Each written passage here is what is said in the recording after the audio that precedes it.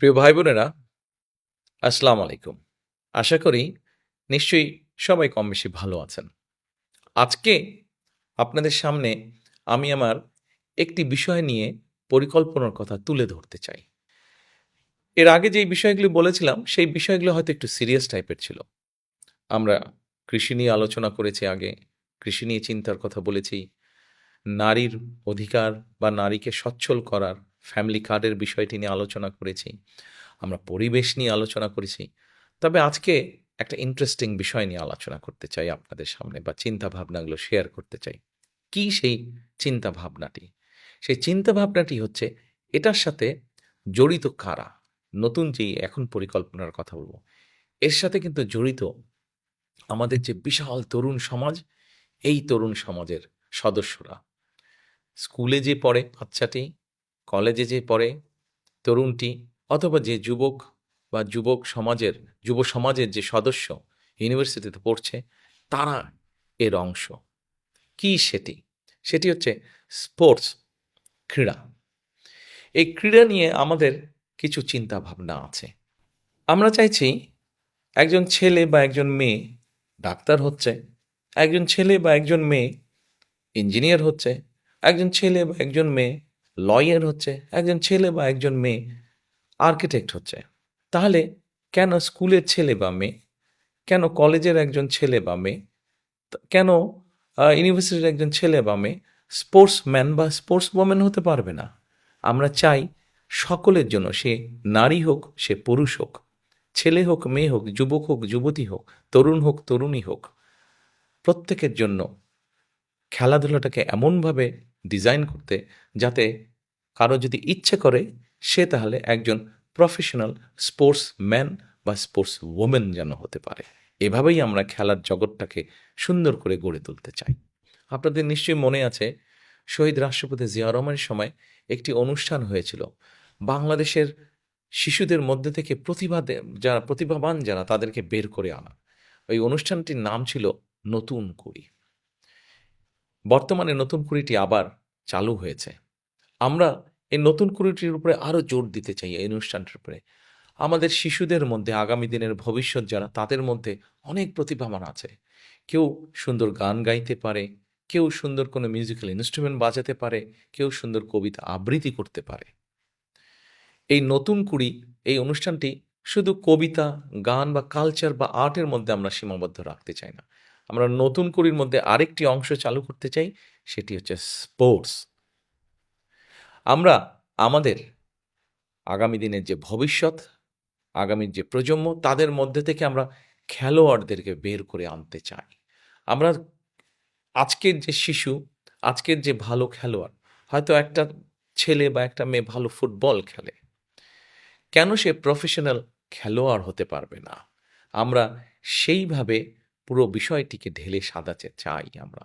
এবং একজন ছেলে বা মেয়ে, সে যদি ভালো চেস খেলে, সে যদি ভালো ফুটবল খেলে, সে যদি ভালো ক্রিকেটার হয়, সে যদি ভালো অ্যাথলেট হয়, তাহলে কেন তার প্রতিভাটা বিকশিত হবে না? আমরা পুরো জিনিসটাকে এমনভাবে সাজাতে চাই, সে যেন তার ওই প্রতিভাটা বিকশিত করতে পারে।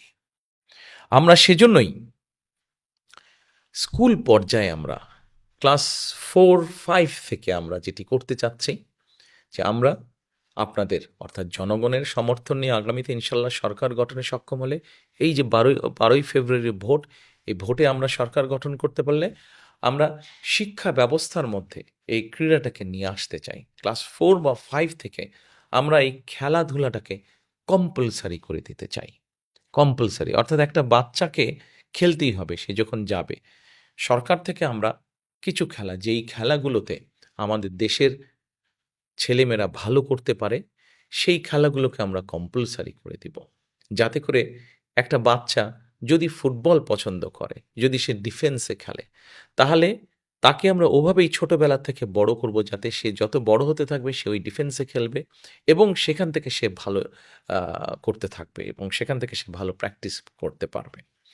আমরা আ এইজন্য শিক্ষা প্রতিষ্ঠানগুলোতে, সারা বাংলাদেশের শিক্ষা প্রতিষ্ঠানগুলোতে আমরা ধীরে, ধীরে ক্রীড়ার শিক্ষক নিয়োগ করতে চাই। ক্রীড়া শিক্ষক, স্পোর্টস টিচার নিয়োগ করতে চাই।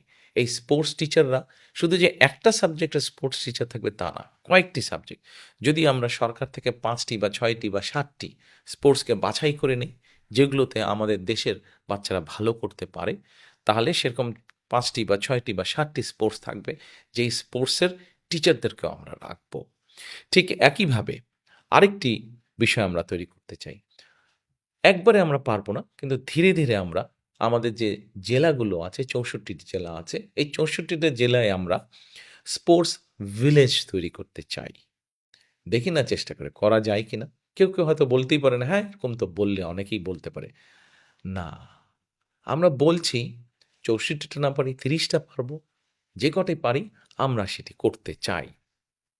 এবার আসুন, আপনাদের নিশ্চয়ই যারা খেলাধুলার সাথে আপনারা বেশি খবর রাখেন খেলাধুলার, নিশ্চয়ই আপনারা জানেন যে আমাদের দেশের সন্তানেরা অলিম্পিকে যাচ্ছে, প্যারাঅলিম্পিকেও যাচ্ছে, এবং প্যারাঅলিম্পিকে কিন্তু আমাদের ছেলেমেয়েরা অনেক ভালো করছে কিন্তু।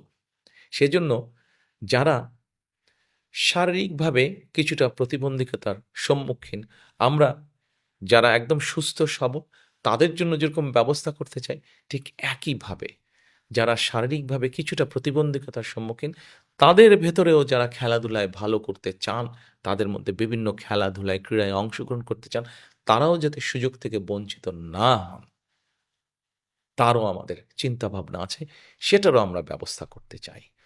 ভবিষ্যতে ইনশাল্লাহ পৃথিবীর বিভিন্ন ইন্টারন্যাশনাল স্পোর্টস ইভেন্টগুলোতে আমাদের ছেলেমেয়েরা যাবে, তারা মেডেল নিয়ে দেশে ফিরে আসবে, প্রত্যেকেই যাতে সম্মান বয়ে নিয়ে আসতে পারে দেশের জন্য, এটিই হবে আমাদের চিন্তা ভাবনা। অর্থাৎ আমরা যেটি করতে চাইছি, আমরা খেলাকে একটি অন্যতম পেশা হিসাবে গড়ে তুলতে চাইছি। আসুন, আমরা যখন পরিকল্পনা করেছি, আমরা সবাই মিলে যদি চেষ্টা করি ইনশাল্লাহ, তাহলে অবশ্যই অনেক ডাক্তারি পেশার পাশে, লয়ের পেশার পাশে, ইঞ্জিনিয়ারিং পেশার পাশে, আর্কিটেক্ট হিসাবে পেশার পাশে আমরা খেলাধুলোকে একটি পেশা হিসাবে গড়ে তুলতে পারবো। আমাদের ছেলেমেয়েরা সুযোগ পেলেই নিজেকে বিকশিত করতে পারবে। আমরা সেই চেষ্টাটাই করতে চাই। যদি আপনাদের সকলের সহযোগিতা পাই, ইনশাল্লাহ আমরা করে ফেলব। সকলে ভালো থাকবেন, সুস্থ থাকবেন। আসসালামু আলাইকুম। ভোট দিব কিসে ধানের শীষে